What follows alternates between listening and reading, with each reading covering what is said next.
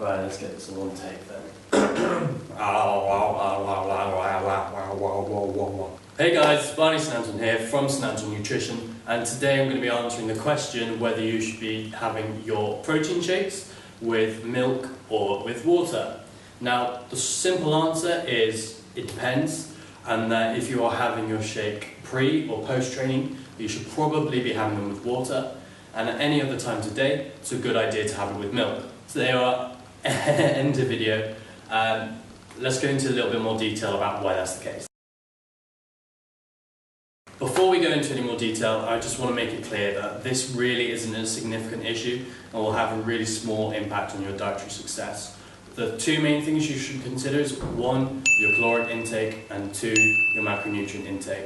If you haven't got these two things sorted and you aren't adhering to them, this video really isn't for you. So I'm going to put a link on the screen somewhere and in the description below to 2 videos I've done on how to work those out for yourself. Probably pause here and go and watch those before carrying on. A second kind of disclaimer I need to make is that whey protein is by no means essential, and that you can make great success with any dietary goal with or without it. It's just, the clue's in the name, it's a supplement, so it's supposed to help your diet where there are any gaps.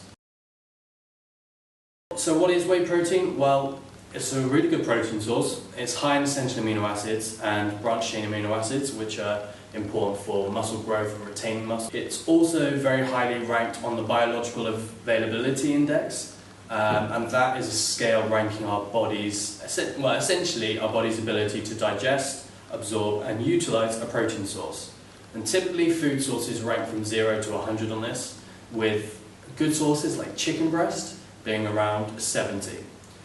Well, whey proteins surpass that hugely. Concentrate sources are around 100 on this scale, and isolate sources I've seen maybe up to about 140, 150. So what does that say? Well, it says as humans, we may be twice as efficient at digesting, absorbing and utilizing the protein content of whey isolate sources compared to chicken breast, which is regarded, and quite rightly so, as a brilliant protein source. But what is the key factor that makes whey protein different from other sources? Primarily is that it's digested very quickly.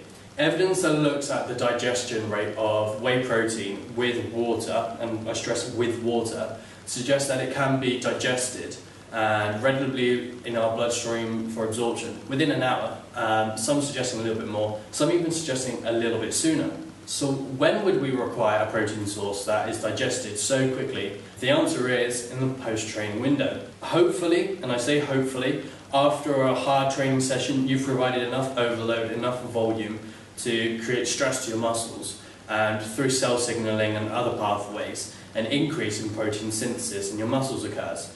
And this basically means that the net effect on muscle production and muscle breakdown favours muscle production. Immediately after your training session, this rate increases quite drastically. It increases further throughout the day and then is maintained for a couple of days afterwards. But it's during this initial increase, quite rapidly, that we want to get a fast absorbing protein in nice and quickly. So perfect. That's why you'd want to have your whey protein shake after or probably pre-training, but that's for another video. So why you should have it with water in this instance? Well, that's what the evidence demonstrates. The evidence is based on whey protein and water, and not whey protein and any other solute like milk. Now, as for why we should have whey protein with milk at any other time of day, well, that's fairly straightforward as well. At other times of day, this rate of muscle protein synthesis may be a bit more stable, so we want a protein source that digests slowly and thus provides a slow release of amino acids into the bloodstream for our muscles to use. But wait a second, I thought whey protein was a fast digesting source. Well, there's a couple of things we can do to it to slow it right down. There's things we can do like adding in a large meal that would do this, but within the context of this video, we're just going to be talking about whether you have it with milk or water. So one of the key things that distinguishes milk from water is the fact that it contains some levels of fat. Now that varies depending on what type you get, but it does contain some fat. Fat is a notoriously difficult macronutrient for us to digest. It's very slow digesting, and it also slows down the digestion of co-ingested macronutrients as well.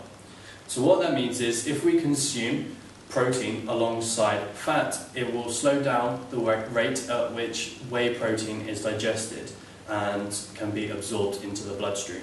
A similar phenomenon is seen when we look at the glycemic index, The glycemic index is a ranking of carbohydrates and their impact on blood sugar levels and insulin levels. So how much they raise blood glucose levels by in a kind of spike like that, or whether it's a slow sustained release.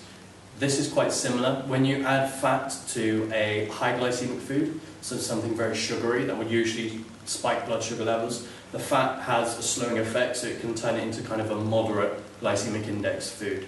It's a similar phenomenon with the whey. We're not trying to spike the blood with amino acids necessarily, and we're using the fat content to slow it down and provide slow release of amino acids to the muscles. So a second thing about milk that makes it great for this purpose is that milk is a dairy product, and dairy products typically contain both whey itself and casein.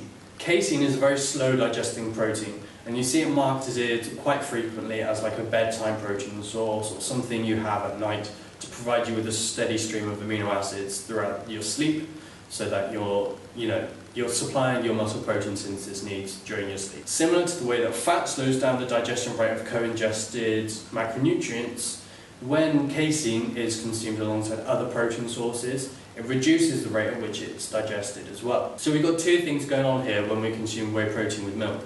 We've got a very fast digesting protein source, but then we're having it with fat, which is going to drastically slow down the rate at which it's digested. And then we've got casein proteins in there as well, which is going to further slow it down. So this is perfect for the times of day when a spike of protein or amino acids isn't as necessary as in the pre or post-training window.